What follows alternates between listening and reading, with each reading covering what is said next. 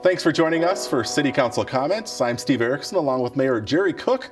Today we're talking about both the December 7th and the December 21st City Council meetings. Our last show of the year. It's kind of wrapping everything up this year. Yeah, we got here quickly. The holiday season obviously is here, and we kind of kicked things off in style with a new event here earlier this month. Oh, we did. We did our inaugural tree lighting down at Boulevard Plaza, down next to the Ice Center. Put up a 35-foot tree and covered it with over 10,000 lights. Brought in Santa and a fire truck. Had some nice roaring fires, and it was just a wonderful, wonderful night. It was very fun. Yeah, and we had some kids from the high school also out here singing Christmas songs. And the Raven Street Project, I think it is, used to be the Vision Choir from the high school, led by Amy Johnson. So we had the mobile show trailer over there, so they had a stage. And yeah, they were singing Christmas songs and holiday music, and it was great. Just a wonderful night. And we had our brand new house for Santa called Rocky's Santa Den. Yeah. And Santa was in there for a couple hours, seeing all the kids. And we had Rocky Raccoon, and we had a snowman guy there, and it was really fun. Yeah, lots of stuff. And that house that you speak of was built in just a couple days. It was a stack of lumber on Sunday. Yeah. And Saturday night, it was cool. All done, painted up, carpeted. It was very nice. Yeah, all right. So a lot of volunteers to make that happen, and donations to make this happen. And again, this was the first year of this, and they're hoping to make this an annual event, and it'll probably grow in years to come. Well, I think it will. I mean, we had 3 big bonfires, and I think the objective is to next year, we'll figure out the number, probably to have 5 or 6. Yeah. Coon Rapids Lowe's stepped up and gave us the materials for the Santa's Den for like 10% below cost, which was a significant savings. Yeah. Plus, they donated a tree that we could use for decoration. Tiffany Fick, it's like a nephew, builds custom chicken coops and sheds, and we cleared a bay out in Station 3, and he spent the week there building, and gosh, it went together fast, and it looks really good. Yeah, and it's amazing. This idea sort of came up for this whole thing only about a month or 45 days before. Well, the planning got intense. So it right? actually the seed was planted last April. Okay. And but then it just sort of percolated and didn't really get started until fall. Okay. And then everything came together quickly. All right. Well, it went off great. The tree lighting, the tree lit up, so that was nice. And again, thanks to everyone who came out. It was great to see all the people there. And the weather wasn't too bad. A little chilly, but we missed out on that storm from the day before. So the timing on that was okay. Oh my gosh, yeah. We only had like 3 inches or 4 inches of snow. When they got the foot south of the cities, that would have changed everything. Yeah. And then the other thing I would mention is that the tree is still lit every evening over by the Ice Center, and it's a great backdrop for family pictures. Stop by and take some nice pictures in front of it, because it's a lot of lights and it's very festive. Yeah, certainly. All right, we'll check that out. All right, let's get into our meetings now. We're going to start off first talking about the Tuesday, December 21st council meeting. One of the first items there, we had a swearing in of the 2 newest officers on the Coon Rapids Police Force. This is always really a fun night. The council chambers are filled with their families and law enforcement there to support them. When we have new officers come into Coon Rapids and they learn what's called the Coon Rapids way of policing, there's a lot of people that put a lot of effort into these folks, into their training, to make sure that they run them through the stress, to make sure that these are the right folks for our police department. So there's a lot of pride, I think, in the folks that are involved in the training, and there's a lot of emotion from their family as they're being sworn in, and so we had. And in this case, both of these guys were Coon Rapids High School, high school guys. which that's always fun when you get hometown guys. And it was Kevin Nochez, who was sworn in by his father, who was a Ramsey County sheriff. And that was very emotional. And then we had Anthony, and I'm hoping that I'm close here, Paco Paz. Very good. And his badge was, I'm sorry, Kevin's badge was pinned by his father, and Anthony's badge was pinned by his fiance. Yep. And then I have the honor of swearing them in as our new police officers. And it's great. It really is. Yeah, well, we welcome them aboard, and you'll be seeing them out on the streets. Yep. Here now. Yep, absolutely. And Chief Brad Wise always does a great job introducing them and reminding them the responsibility that comes with that badge, and that it's the citizens of Coon Rapids badge. Yeah. And it's pretty good. All right. Moving forward, Council considered a resolution accepting plans and specifications. This is for the new Fire Station 3 and authorizing the solicitation of bids. This project is moving forward. It is moving forward. Yeah. So it was determined a few years ago that our Station 3 over on 113th and Crooked Lake Boulevard, it was beyond redemption. It just was going to be way too much money to bring it up to standards.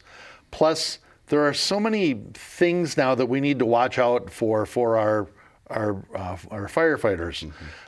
We have to worry about cancer. So we always make sure that their turnout suits are well laundered and that everything is clean. And then there's a lot of PTSD that they deal with. So it's setting up areas that are good for them to sleep, good for them to live. Good for them to make sure that all the carcinogens are washed out of everything. And this will be our new training center, and it's going to be quite a place. It's going to be right over on Mississippi Boulevard and 111th Avenue, right across the street from the Anoka Ramsey Community College. And it should be just a beautiful station, and we think it's going to be about $15 million. Okay. So they'll go out for bids now. Those bids will come back, I believe, in January. They'll look at them, and the hope is to award the contract in February. Yeah, and the hope is it'll come in less, but we'll see. As you say, with building costs and all that, it's kind of a crapshoot these days probably, but it sounds like some of that is starting to come down, or at least come back at a check. So yeah. I mean, lumber costs have started coming back down, and so we're hoping for favorable bids on it. And then the one thing unique about this building is because when we first heard about it, it was like, oh my gosh, that's where we launch our fireworks. Yeah. And that's a big deal because it's hard to find a spot to load or to fire off the fireworks. And the fire chief smiled and got a little twinkle in his eye, and he said, "We're going to blow them off the roof." It's like, are you kidding me? What? So it's a little bit more money to harden the roof, but then all the fireworks, and everybody that's been to Coon Rapids and seen our fireworks, it's a huge display, and it's nearly $50,000 worth of fireworks each year. Now they're all going to start 30 feet higher or something off the roof of the fire station. Not now. I mean, it's when it's finished. Yeah. So it's going to be even more impressive. All right. Well, like I said, good spot. You got the water there and the firefighters if there is a problem. So, I mean, it's kind of a genius thought for a location. Yeah. It was pretty cool, though, last night. We also got to see, which we haven't seen yet, kind of an aerial view or kind of a flyover of what the new station will look like. Yeah, I think they called it a virtual walk around. Yeah. So they actually showed us all the way around the building, and it was very impressive. Yeah. Yeah. All right. So again, the hope is to, I think, break ground in the spring if those bids are awarded in February, and then I think I said a little over a year to complete the station. Yeah, and it's and for those that are familiar with where the old Cook Ice Arena used to be, it's on that site. We already own the land, so it seemed like a good spot. All right. Council consider a resolution authorizing participation in the National Prescription Opioid Settlement. We got some money that is going to be coming out of this settlement to Coon Rapids. Yeah, and this was some pretty forward thinking on behalf of our legal department. They came to us a couple years ago and said that we should file, get involved in this opioid lawsuit. And it kind of was like, just us, Coon Rapids, what? Yeah. And it was very forward thinking, because as it turns out, it's being settled out, and like 81% of the funds is going to local governmental units, or some large percentage. And so Coon Rapids will recognize about $1.1 million over 18 years. So that money it'll be directed funds, to be used for things we don't know yet. Yeah. But we can imagine it'll be things to try and assuage the damage of opioids. Yeah. I can imagine it'll be mental health things. It'll be, I don't know yet. Okay. So we're part of this. Some other cities, like you said, some counties, and I believe they had till about January 2nd or so to join this, and then those settlement funds eventually. And this is all coming out of, it sounds like, bankruptcy proceedings. There was civil lawsuits filed against the manufacturers and distributors, I believe. Yeah, I don't know if it's bankruptcy exclusively, because I know Johnson & Johnson is one of the big players in this, and I can't imagine they're going bankrupt. Right. It might be the other, not the distributors, but the other folks. But this is part of a civil lawsuit that was filed against them and settled. So, like you said, more will come on where exactly these funds will go once they're received. Yeah. So basically, last night we signed off and said, yep, we will be part of the collective on this, rather than having our own lawsuit. We'll be part of the collective settlement. All right. That's all we had to talk about from our December 21st meeting. We'll jump back to our first meeting of the month now. On December 7th, we had a couple donations off the top of that meeting to the fire department. Yeah, significant. So we had a $20,000 grant donation for rescue equipment, and then a $1,500 grant for smoke and carbon monoxide detectors. And this is from the Koss Family Foundation. And I had to go back, because we receive this frequently, like at least annually. And I had to, and I thought, who is this? Yeah. And I went back and found they contribute to all kinds of municipalities. They do a lot of school scholarships. And it came from Larry Koss, who was the founder of Green Tree Financial. And they used to do all of the mobile home loans and things. Oh. And then, that was back like in the 90s. And then he ended up selling the company. But at any rate, they established the Koss Family Foundation, and that's what funds these. And so it's nice. It's nice that we are the beneficiary of that. Yeah, it's great to receive the donations, and you get an A today for your research. Thank you.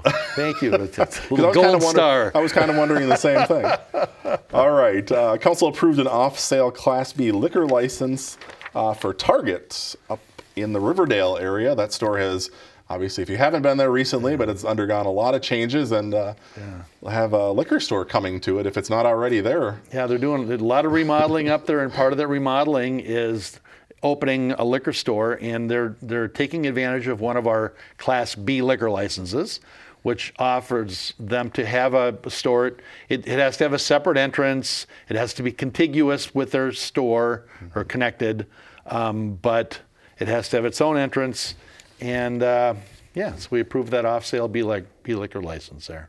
All right. And is this different than the Total Wine that's coming in, right? Because Total Wine's coming in just sort of down the mall there in the old Office Depot space. It is. So a B license is, you can have that if it's not your primary business. Okay. So Target's primary business is retail and grocery, and we're really, when we expanded our B license, it was really to attract grocers, because like a Hy-Vee, Trader Joe's, they want to be able to have their own liquor store when they come into town, and we didn't want anything to be a detraction for them to come to Coon Rapids. Right. And Target took advantage of that. Okay. So then Total Wine obviously is just liquor is their primary purpose. Right. Well, and even interestingly, the Cub up in the north side of 10 by the Walmart up there, they have a Cub liquor up there, but they're using one of the A licenses because it's not connected to their store. Yeah. It's down the mall. Yeah. So they're running it as a separate entity, and they're running it as an A license, but I am sure, in effect, it'll look really very similar to the Target operation, which is a B license. Okay. That makes sense. All right. So looking forward to that. I know a lot of folks are also looking forward to Total Wine coming in here. Yeah, yeah, and they bought out Star Liquor, and we had to tweak the A license a little bit. You know, they've always had a 1 mile radius, and we dropped the radius to a half a mile. So that allowed them to be within. I think that puts them like 0.8 miles from the Cub Liquor. Okay. But when you have a 2 million square foot retail regional shopping center, it's not reasonable to enforce 1 mile radiuses around your stores. That's really silly. Right. You know, we want people, when they're making their decision up in Zimmerman or Elk River or wherever it is, when they're going shopping, we want them to come to Coon Rapids. Right. Because everybody benefits when they come here. Right. And then everybody has certain places they like to shop or don't shop. So to have the selection or the choices is good. Right. And we're going to be seeing a lot of development, I think, or redevelopment in that shopping center here in the next year or so, correct? Yeah, with the new Center Corp owners of Riverdale, they are really going out of their way to bring in tenants. And to that end, I think they're down to like less than 30,000 square feet of open space. Okay. When they bought them all over a year ago, there was like 300,000 empty, and now they're down to like 30,000. The Schneidermans are moving into the old Sears. A grocer to be named later. Does it start with an A? And well, I mean, there's been rumors that Amazon Fresh are coming to the area, but we don't know that that's going to be coming there. Yes. A to be named grocer. There's been no specific name submitted on any of the plans to the city, correct? Correct. Yeah. So So, that's coming into the old J.C. Penney building. Okay. We'll see what it is when it opens. All right. Well, like I said, good. I mean, because it seems like there have been vacant spots in that center, Yeah. so to get some of them filled again Yeah. will be great for the local economy. It's, you know, it's so concerning. You know, I mean, literally, that's our number one and our number two taxpayer in town. Yeah. And when retail was already starting to erode, and then COVID switched everything over where people are ordering online, it's like, how do we get folks to recalibrate and come back to local shopping again? Yeah. And these guys are turning it around, bringing everybody in, and it seems like people are coming back. So now if we can get staff to work. Yeah, that's the other challenge these days is having enough people to run the places. Yeah. How come you're closing at 5? No staff. Right. Oh, I see. Right. Yeah. So hopefully some of that gets resolved as well. Yeah. All right. Moving forward, council held a public hearing and adopted vacation of a water main easement for Paladin Career and Technical High School.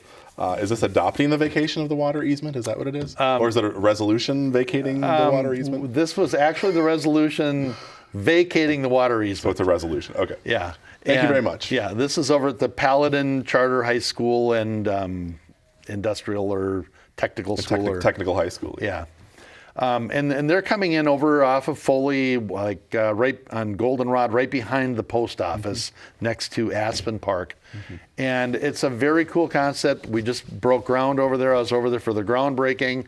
A lot of the students were there. They were very excited about this.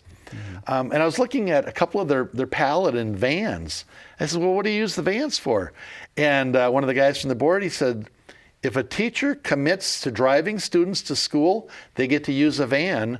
The school provides the van, pays for the gas and everything for them. Oh, wow. And so they've got like 17 of their teachers drive these vans and pick students up and bring them to school. And they said it's the coolest concept because within 2 weeks, they forget it's their teacher driving them in, and they just have these great conversations and they build these relationships.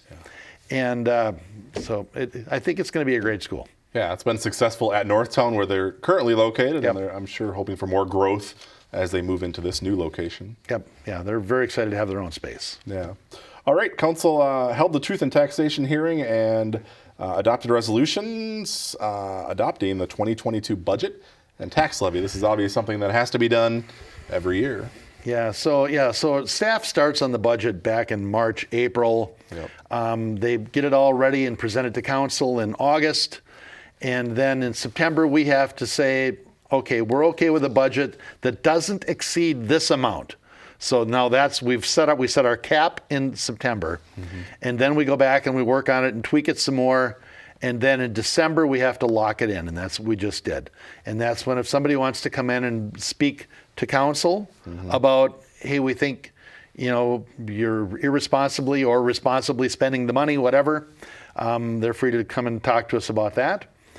And we ended up with the levy went up like 4.46%. Okay. Yeah, I mean, originally they were looking at like 6%. And several of us just went, oh my gosh, we have to find a way to cut that back a little bit. Yeah. Last year we stayed almost zero or like less than 1%.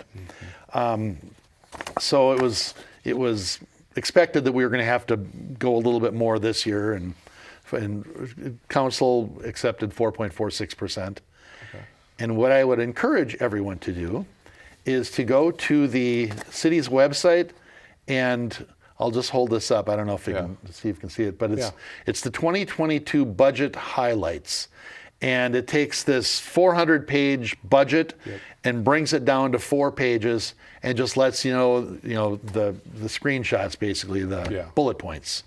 And the two things that started out is we were adding one more firefighter and one more police officer. Okay. That's one of the things that's consistent around town is people love our firefighters, they love our police department, and that's where they support us to expend more money. Okay. So, and then the new fire station 3 is also part of the budget, which it sounds like that'll be paid over a couple year period, correct? Yeah, so I think that'll be more impactful in our 2023. It is mentioned in here. Yeah, with bonds and stuff like that. Yeah. Right. So that's over a couple of years. So again, when you talk about personnel, you said a new firefighter, a new police officer, personnel makes up what, 80% of the budget. Huge. So that's one of those things you can't do much about. Right, and with the way inflation's going, cost of living, when you provide a cost of living allowance, well, you can't help but have to increase your budget, your levy a bit. Right. So it's 80% personnel. Yep. And we work really hard to be competitive. Yeah. We want to be able to have the best staff. Yeah. And I think we do. And we want them to stay here. We want them to be happy here. Yeah. And from what I've been told or heard, it's like we're not at the top, we're not at the bottom. We're somewhere in the middle. Yep. Yep. And we just try and create a good place to work. Yeah, certainly. And so. All right, moving forward, Council approved some changes to the home improvement program for 2022. I know one of the big ones that we talk a lot about recently is the front door program that's been very popular for the past 2 years, and that is coming back next year, correct? Right, front door is coming back. We expanded the funding a little bit, so hopefully we'll provide some additional grants. Yeah. That one has had to go to a drawing because it's been so popular. And the deadline for that is March 1st. And then the other big part of this is the loan programs that we maintain. We expanded those, I believe, from $25,000 to $50,000. And then instead of having 3 tiers of interest rates, I believe like 1, 3, and 4 or something. Yeah. Now we've got 2. We've got 1% and 3% interest rates. Yeah. So very competitive interest rates. And it's all about encouraging people to fix up their homes, to keep up their homes, to don't live with a failing roof or an older furnace or whatever. I mean, make the changes that you need to make, and here's some opportunities for doing it.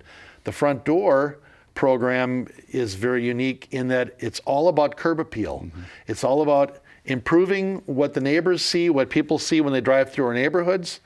And it has a ripple effect. As soon as you get one home fixed up, and then all of a sudden the other neighbors go, boy, that looks nice. Yeah. They have the same style of home as ours, but that extra little doorway or whatever was done, Yep. So it just encourages investment, and that's good for everyone. Certainly. So if you want more information on the front door program or any of the home programs, go to the city's website, coonrapidsmn.gov. You can find all the information on there. I think there's probably a lot of folks that don't even know some of these programs exist. Yeah. Like you said, the low interest loan program, and some of them don't even actually have income requirements. So, and that's a good reminder. Everybody in Coon Rapids in January in your mailbox will get the city newsletter. Don't just throw it into recycling. It is packed with information about all of these programs and all kinds of things going on around town. If you want to know what's going on, concerts, events, whatever it is, it's in that newsletter. It's just a great tool. All right. And don't throw it away because I wrote some of the articles. There you go. Exactly. All right. Moving forward, Council approved a feasibility report and ordered public hearing and assessment hearings. This is for street reconstruction. We just hit winter, but we're talking about our summer reconstruction projects. Yep. Yeah. So we've got it's 2 different projects. One is 4.2 miles of streets, and the other one is 3.6 miles of streets, and they're both over on the southwest corner of Coon Rapids. I don't even know if you'd call it south because it's just the western point of Coon, like Wedgwood and Zia and all those streets over there around Round Lake Boulevard. Okay. So we just have a couple minutes left. So folks that are getting streets reconstructed have been notified, and the assessment hearings are coming up in February for that. And if they haven't been notified, they will be getting their notifications very soon. And we invite them in on February 15th if they have concerns. It's our public hearing for the assessments and for the projects themselves. All right. Council adopted a resolution supporting the 2021 Safe Routes to School infrastructure program. The hope is maybe to get some funding to improve Northdale Boulevard by the high school. Always trying to figure out a safer way to bring the kids from those parking lots and the athletic fields across from the high school. So this is, they're trying to get some money to move the crosswalk over a little bit to the west, and I think some different lighting and different flashers or something. Yeah, so hopefully that can be secured and those improvements can be done at some point. Yeah. All right, that's all we had for our items. Quickly want to mention, obviously we're in the holiday spirit. If folks haven't checked it out, the holiday lighting contest winners are coming out here shortly, and you can go view all of the people that did enter. If you go to the city's website, you can actually get the addresses. I think they've got like a PDF you can print, so you can drive around to these various places. And our residents have done so much work to put these light shows out there. It's just great. And we just encourage people to go drive around. All right, and then the Winter Concert Series kicks off on January 13th, and there's 4 concerts as part of that. Yeah. Kicks off with Lady Di and the Power Band or something. Yes, all that info is on the website. It will be on the newsletter as well, so check that out. And tickets are available at the front desk at City Hall, or assuming it doesn't sell out, you can get them at the door. All right, and very quickly, if we want to touch on snow removal, because I know that's been a big topic here, we don't plow less than 3 inches. Less than 3, right? If it's on a weekend. Yeah, and that was the challenge. We had it was a Friday night, and we got almost 3 inches, so that doesn't trigger a full plow. Yeah. So folks there was some grumbling, I would call it, on social media over the weekend. Because a lot of our side streets didn't get plowed then. They go out and plow the arterials, the main roads, but then they save all the side streets until regular business hours. Yeah. So Monday they did a full plow. Okay. And today they're kind of melting off and it's cleaning up. So that was kind of just the reminder. Yeah, so 3 or more is what normally triggers the off hours and weekend plows. Yep. Obviously, main roads are done anytime to keep those good. And often that less than 3 inch snowfall will come during the week, so it's all plowed the next day anyway. Yeah. But this was a Friday, so it took until Monday, and aren't they going to plow? Enough of these nuisance snowfalls. Yeah. We either want no inches or what, like a foot of snow. Yeah, right. All right. Well, happy holidays to you. Thanks for coming in here today and being with us. Thank you at home for watching, and we'll see you back here again in the new year.